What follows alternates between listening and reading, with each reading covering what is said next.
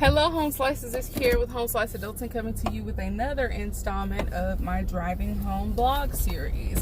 And for those of you who don't know, I typically do the Driving Home blog series on Fridays because there's no better feeling than getting off from work on a Friday knowing that you don't have to go back the next day. But today's Thursday. If you're watching this on the day it comes out, and you may be wondering, oh, why is she doing the blog series early? So tomorrow I have an obligation to attend to with my MBA program. So I'm taking a half day at work and then spending the remainder of the business day with my MBA cohort doing MBA stuff. So we have a case competition. So I'm taking a half day at work to make sure I can attend that because it is mandatory. So I didn't want to come to you all tomorrow because my day is going to be a little bit different than usual. And I figured that after using all of my brain power at the case competition thingy that I don't know if I would be ready to come to you all at the end of the day, or that I'd even remember. Because, you know, sometimes, a lot of the times when you remember to do something is because you're in like this groove. And like, I don't know that I would remember to do my Driving Home blog series if I'm driving home from school as opposed to driving home from my workplace, which also happens to be a school. But anyways, thank you for clicking on this video. Don't forget to like, comment, subscribe, and share. My YouTube video has kind of fallen by the wayside just because I have a lot of stuff going on right now. I've recently got a promotion at work, so my life is like super hectic at work, from trying to train the person who, you know, took my position, from making sure that all of the projects that are like midway from my previous position, that those are taken care of, and learning the new job, and, you know, figuring out where stuff is. And, you know, even though it's, you know, a similar job actually in a different, you know, working with different people, I am just like, I'm just, you know, flustered, I guess you could say, from, you know, originally my previous position, I was supporting 2 people. Now I am supporting 3, and doing so like at a higher level. So it's been intense, and fortunately the people I, you know, work for have some patience. But today was the first day that I got paid with the new pay structure, now that I got my promotion. So I was happy to see, you know, an increase in that check, you know. So I'm doing the work, and I just, for whatever reason, am having a hard time from really getting from underneath a lot of the tasks that I have. And maybe I can work on that this weekend. For the past 2 weekends, I've come in on the weekend to spend a few hours doing, you know, some of the work that I can't seem to get finished during the week, for whatever reason. And so I am trying to decompress and not to stress. And then on top of that, I'm only going to be at work a half day tomorrow. So, you know, that's less time than I have to actually do work. So I'm going to go in a little early. But anyways, enough of that. Today, my topic is going to be about strengths. Now, for some of you, and probably not many of you, you know, I don't really get a lot of views on this vlog series, you know, whatever. I'm not tripping. It's just me making sure that I can, you know, kind of continually keep up with my channel and not have absolutely nothing. I said I was going to review that love and marriage thing, and if I remember correctly, it's not on yet. So if it is on, it's only been on for maybe 1 episode, and maybe I still have a chance to review that and actually carve out some time for that. Also, I started my new business recently, and like I told you all, it's biggirlbody.com. It's a shop where I sell t-shirts, tote bags, and mugs that have body positive phrases on it. It's all about body acceptance, bad acceptance, whatever you want to call it. And it's a shop that, you know, primarily caters towards women, but it's, you know, there's some good stuff on there. So if you are interested, be sure to check out the website. On our website, you can sign up for the newsletter so you can see what new stuff we have coming up. I have a new design that I'm going to be putting up in the store during this month. probably next week. So I'm figuring out how to balance everything, because this promotion has really put me under a huge amount of stress because the transition is not quite over with. School started for the students at the school I work at on yesterday, so that creates a different type of intensity and pressure. And my personal schooling while I'm getting my graduate degree is going to start at the end of this month. So I'm trying to get out on top of things before I have the additional amount of stress from being in school as well.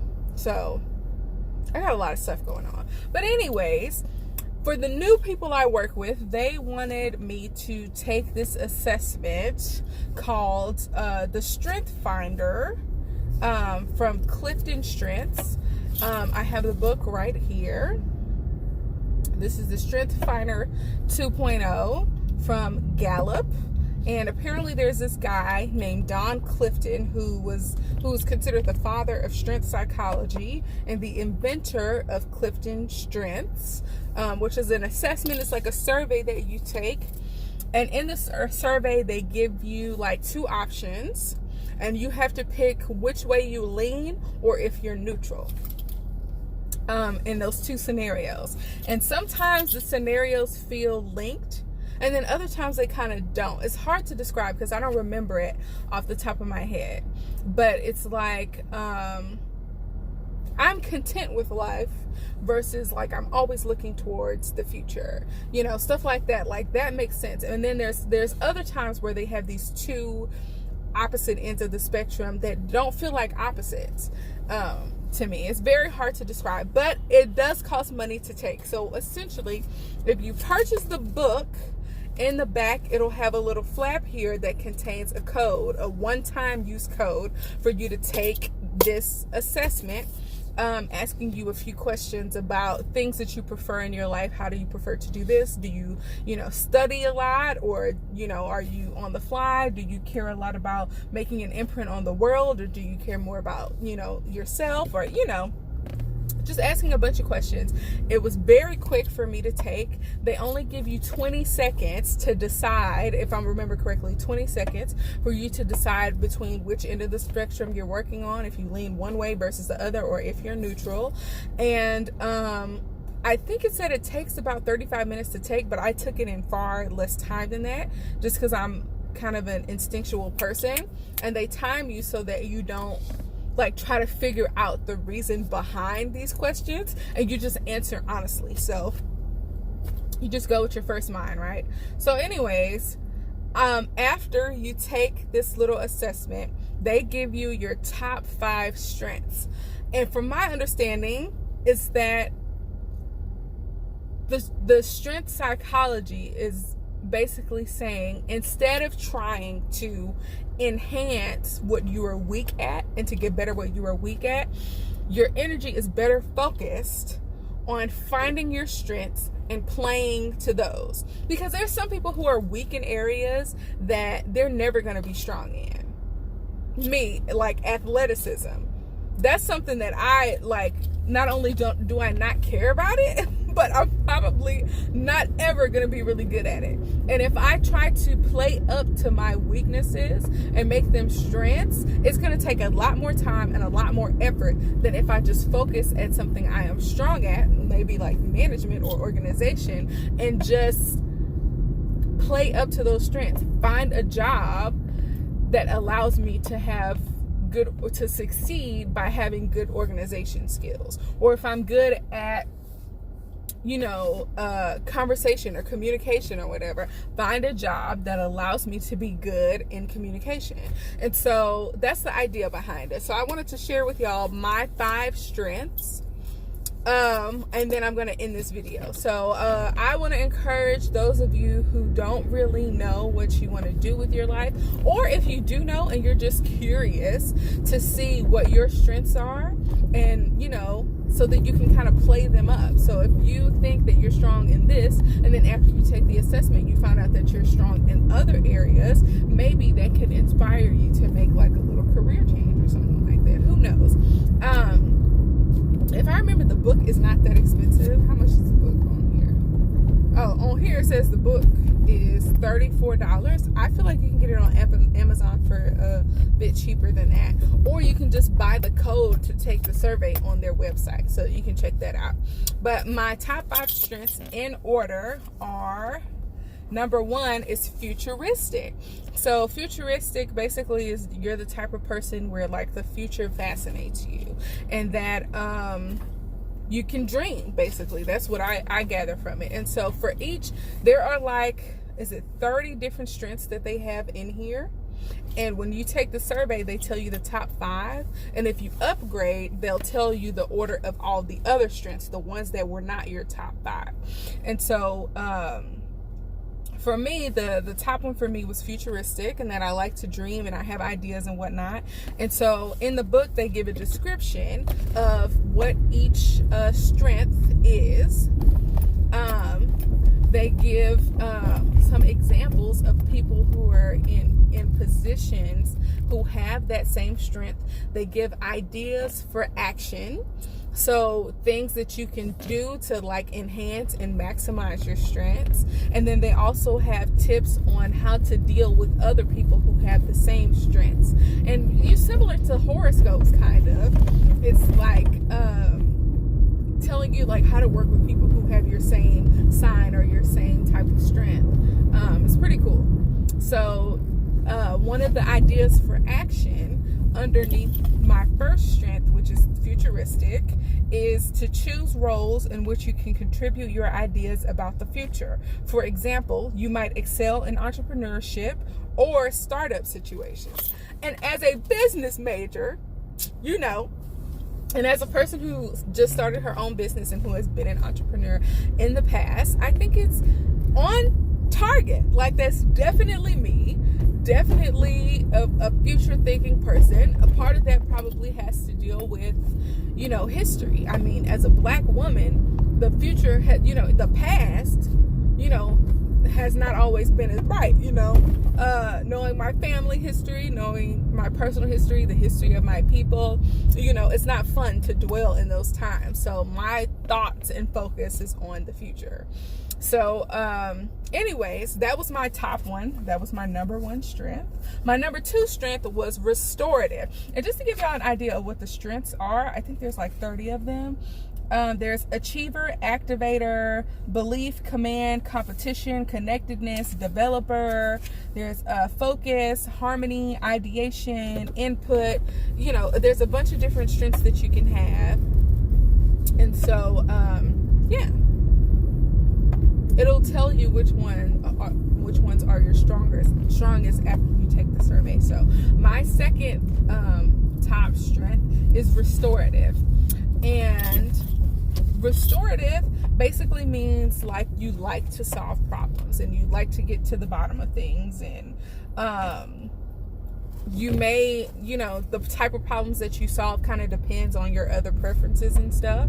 And so for me, that's something I also like to do, like, conundrums and puzzles, and where people can't figure stuff out, and, solving problems and whatnot. And so for those of you who don't know, I work at a school, and in my previous position before I was promoted, I was in charge of the substitute teacher system, and it was broken. The substitute teacher system was a headache for me as the person who managed it, and I basically implemented and trained people on a new substitute system that was automated, that made my life easier, that made the teachers' lives easier, that allowed us to track everything and do payroll a little bit easier. So that was my way of solving a problem and creating a system that was restorative for the place that I work.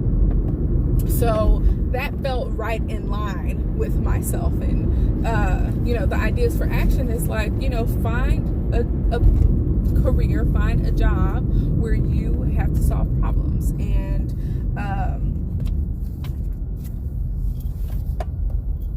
I don't know that my current job provides me with that as much as maybe I want it to, but there are problems that I do solve every day. So I do feel like it's very indicative of my strengths.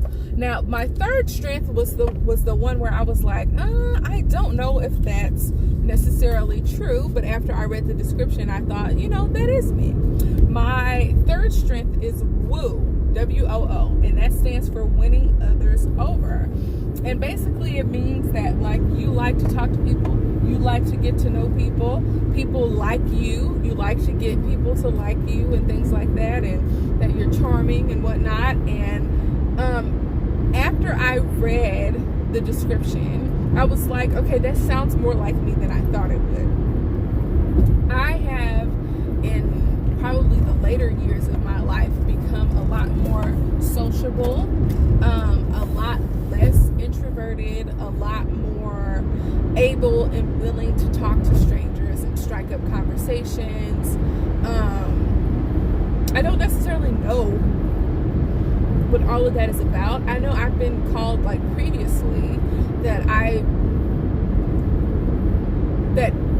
felt unapproachable to some people, and I think that kind of really affected me, hearing that. And maybe my response to that, I don't know, was putting myself out there, being more brave and more bold about it. And in business, a lot of it is just about having the right connections, and it's difficult to have those connections when you don't talk to people, when you don't learn about them, when you don't figure out, who they are, where they've been, and it doesn't have to be like disingenuous. Like it doesn't have to be where feel like you're using somebody for what they can do for you. It doesn't have to be that way. It can just be, hi, we're in the same space, let's talk. Oh, is that what you do? Here's what I do. And then they figure out, maybe I can call on this person to do this for me, or maybe I can, call on this person to help me out in this area. So anyways, that kind of shocked me. And I think that if it really is a strength, and if it's, in my top 3, that maybe I should try to play up to that a little bit more. I think wooing is definitely going to be helpful in business, which, is what I want to do with my life, have businesses and, be an entrepreneur and all that jazz. But I think it's a part of myself that I kind of deny. I think there is some type of, like, pride in being an introvert. And I think a lot of it is societal, where it's now cool to not be a social butterfly. Like, being a social butterfly was cool in, like, the 80s or the 90s, but now the world belongs to those of us who don't fit in with the crowd, those of us who don't have a bunch of friends, and that's kind of the aesthetic that a lot of the newer rappers have, and stuff like that. Like, it's not cool anymore to be cool.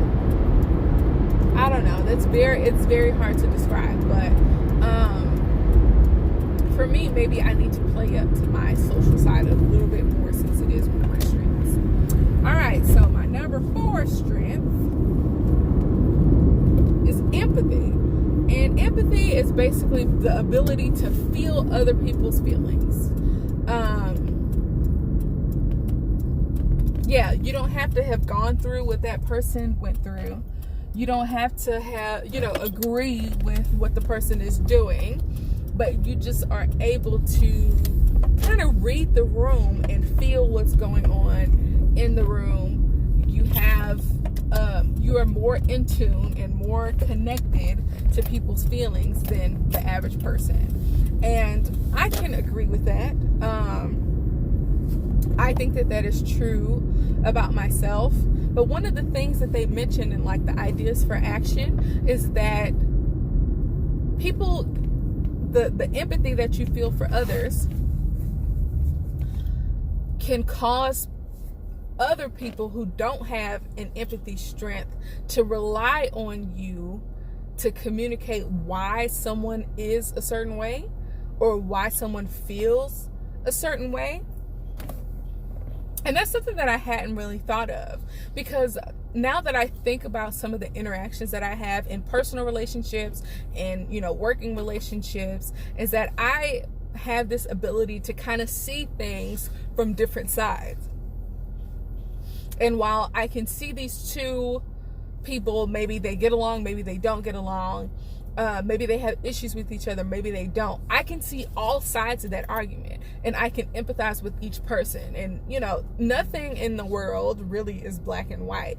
Certain things are gray. So if there are two people who have interactions that are negative, maybe each of them has a reason to be upset, or has a reason to do the things they do and do them the way they do them. And I think I'm a person who's able to see that and not necessarily take sides, and to actually look at things as objectively, as possible. So I do think that empathy is like a real strength for me. I'm very, I am not surprised to see that as a part of my strengths list. And so the last one is called individualization. And this is something that I didn't realize was necessarily a strength. I just knew this was something that I did, and I even tell people that I do this. So individualization is basically knowing, realizing, seeing, and going after, getting to know individual details about individual people.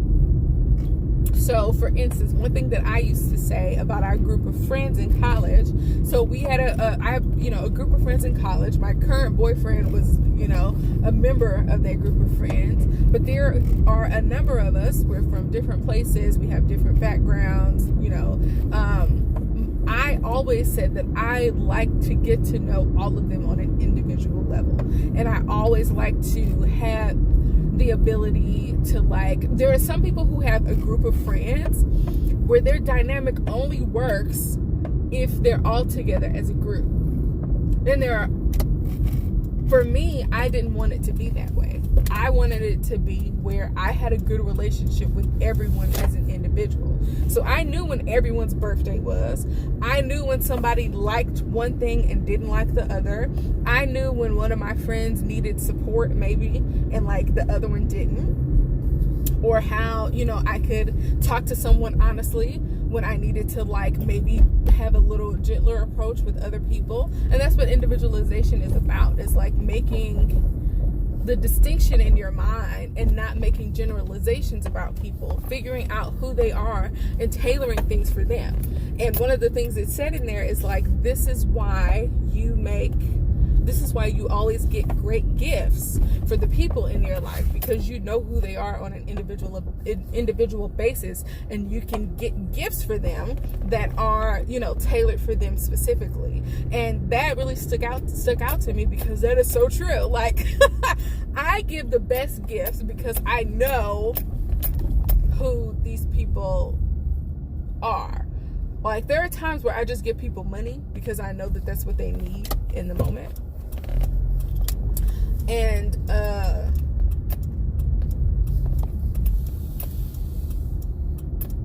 I think it's much harder to pick something for somebody on an individual basis. And it's more challenging, and I actually like that. The problem for me though is that I do stuff last minute. I'm a procrastinator. So when I need to pick gifts for somebody, I need to do it at the last minute, and then there feels like a rush when I'm picking something for them. But it really feels good to know that I get something for somebody that they're gonna use, that they're gonna like. And just knowing people on an individual basis is just a great way to get to know people. And it's not always practical, but the people that you interact with, whether it's on a daily basis or not, it's just really good to know that this person is an individual. And regardless of if I categorized everybody I worked with into this work friends category, meaning that I can only hang out with this person when there's a group of our work friends that are getting together, and that I don't keep up with this person as an individual, then I can miss out on some good individual friendships. So those are my strengths, y'all. This has been the absolute longest version of this